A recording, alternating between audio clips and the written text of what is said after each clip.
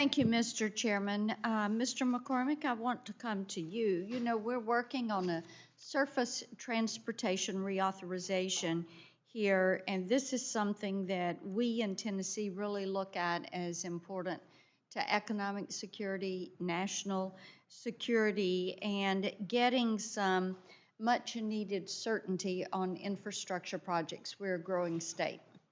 And the traffic around Nashville, Knoxville, Chattanooga shows you how much we are growing. And so I'm looking at things like the formula grants that should be going to high growth areas like Tennessee. We're also looking at some cargo theft issues that are out there. And of course, innovation, which is a priority for us. And with AI, that innovation is going to be important. We're a logistics state, so I'd love to hear what your priorities are. Yeah, thank you for that question, Senator. Absolutely, it's a priority of Secretary Duffy's and the department to make sure that we are building infrastructure in growing areas. This is infrastructure that we want to stand the test of time, exist for 100 years, effectively. And we want to make sure that we're going to put federal resources, we're going to do it in states like Tennessee that are growing, that they have needs that we can meet with federal resources. So absolutely, we want to build there. That sounds great.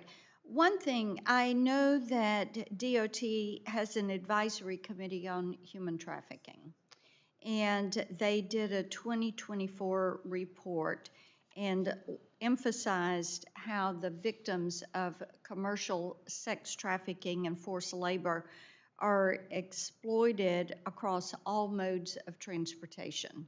This is how they're being moved across our country. It's hundreds of billions of dollars in illicit profits that are made every single year, trafficking human beings. Many of these are women and children, and it's heartbreaking. And so I have the Traffic Act, and the Traffic Act would ensure that individuals that are convicted of these human trafficking crimes are prohibited permanently from getting any type of professional transportation license by DOT and DHS. And I would like to hear from you how you are going to work with us as we look to combat this human trafficking that is using our roads, our rails, our rivers, our runways to transport these individuals. Yeah, thank you, Senator, and thank you for your work on that important issue. Would, of course, love to work with you and your staff on that, any technical assistance that we can provide. I would just also say the department does have programs related to human trafficking. We have an office that is geared to combat that illicit activity, whether it's raising awareness on certain transportation systems or providing some money in order to, again, raise awareness. It's part of an interdepartmental effort to, again, eradicate the scourge of human trafficking. Yeah. Mr. Morse, let me come to you.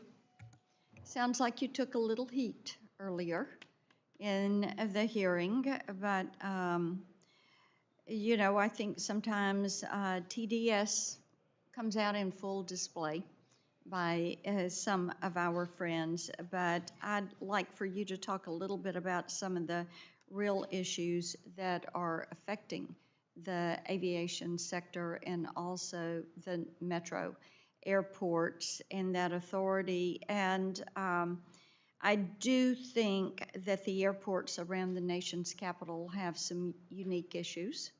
I think there was concern yesterday with the bomb threat at DCA, and we're looking at America 250. One of the reasons we need to get this government back open and get people paid and back to work. So there will be a bucket of issues that are going to be facing our airports as we move toward the 250 celebration. And so touch on those specifically for the DCA and Dulles area, and I'm certain some of those are repeated across the country. Thank you, Senator, for your question.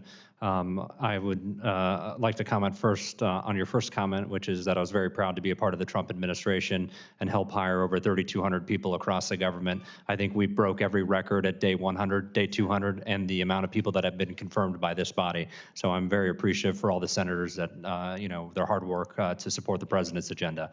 As far as the 250 celebration, I think I would also add to that the World Cup and the Olympics. Even though it isn't directly within the D.C. Metropolitan Washington Airport Authority for the World Cup and the Olympics, there could still be a lot of connecting traffic that comes through those facilities. And I just want to assure you that I will work diligently with the rest of the board to make sure that, number one, safety is paramount, but also that we have the facilities to be able to handle the amount of traffic. And I think we've seen some improvements at DCA. And just like I mentioned before, I'm dedicated to working on improvements at Dulles to handle an influx of inbound and outbound travelers. Well, and Senator Moreno is trying to get the Grand Prix here in Washington, D.C., so that would add another event to your list. I'm not aware of that, but I fully support that. I think that's a great idea. He's all over it. Thank you, Mr. Chairman.